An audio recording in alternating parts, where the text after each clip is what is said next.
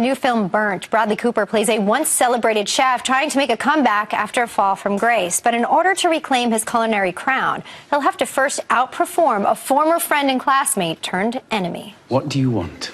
Wanted to see how far the tortoise had gotten ahead of me. You're the hare in this analogy? Well, it's your analogy. What happened to butter? What happened to your angel face? Oh, crack cocaine, Louisiana. I heard an idiotic rumor you're going for third star. I heard an idiotic rumor that you gotten yours. And then I found out it's true. That must have hurt. I was on heavy painkillers. Matthew Rhys plays Montgomery Reese, the chef at odds with Cooper's character and celebrity chef and restaurateur. Mario Batali consulted on this film. It has everybody talking. Welcome to both of you. Thank you. Matthew, I'll start with you. So your character is really the arch nemesis of Bradley Cooper's character. And you knew each other from the past. Tell us a little bit more. Yeah, when initially they said, "Oh, you'll be playing Bradley Cooper's arch nemesis," I thought, "Thank God, only in the movies." But it does work. Yes, we sort of grew up together, trained together, and then I achieved my 3 Michelin stars. And in the movie, Bradley is attempting to achieve his third. Okay, so in real life, who's the better cook? You or Bradley hands Cooper? down, Bradley Cooper, without question. So he said, I heard that he actually learned to become a great chef during this process. That you all ate the food from the set. Is that true? In Bradley's camp, they did. This is the old vanguard that insisted on, using pans and flames. They ate almost everything I think they cooked, whereas my kitchen sort of poached more of the food. So we weren't allowed to open the plastic bags. Oh, you weren't. And Mario, let me ask you this: America loves these cooking shows. They love the competition behind it. They love seeing the fire between people, not only the fire on the stove. You were brought in to actually make sure that this looked real, and it does. Well, thank you.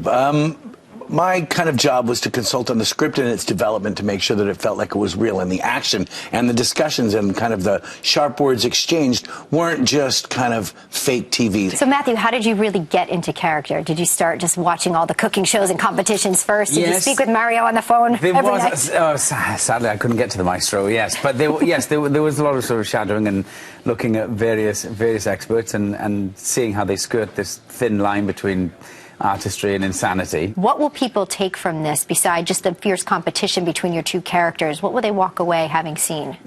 Certainly what I walk away with, and I hope an audience would, is the greater appreciation of what goes on behind those doors. That when it's presented on a nice white linen tablecloth, what's gone into it is a sort of mountain of striving for perfection. So my appreciation for these types of gentlemen and women has gone up tenfold. Okay. Well, my son, after having seen the movie, said, and we don't really follow the stars so much, I mean the Michelin Guide stars, he said, "You know what, Dad, after seeing this movie, I think we should eat at more Michelin star restaurants."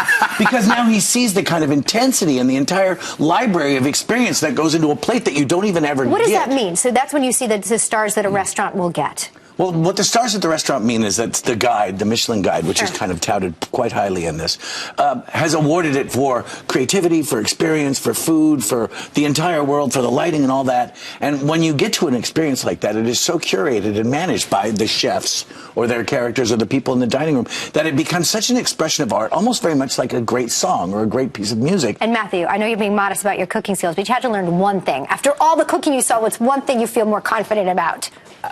I had to prepare an omelette for Bradley, which, after I think about the 18th, 19th take, was a passable omelette that he would actually agree to eating. So my French omelette has gone up in the world. However, I think my acceptance of not being close to a kitchen is what I've taken away from the film. Well, that's what you're for.